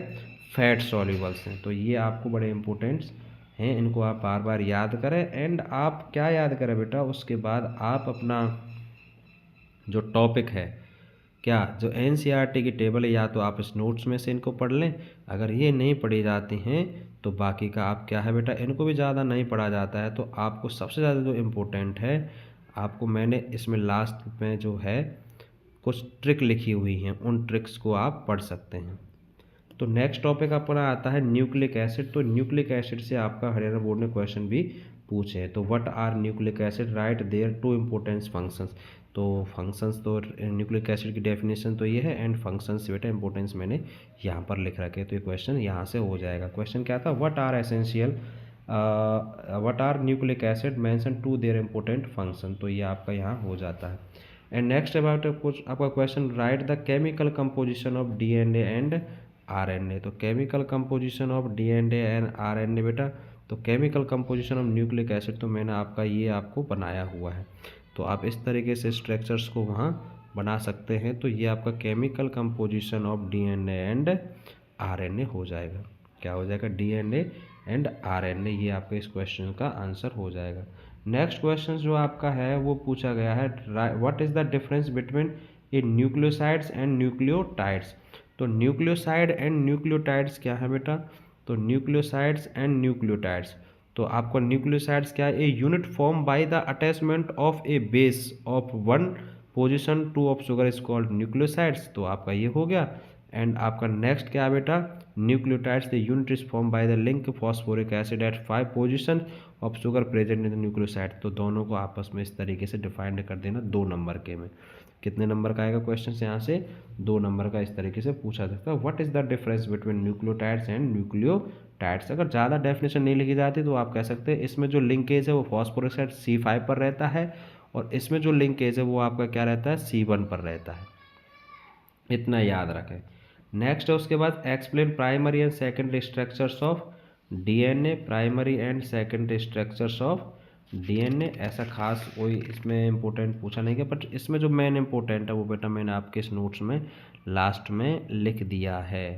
जो सबसे ज़्यादा इम्पोर्टेंट काम है वो है difference between DNA and RNA।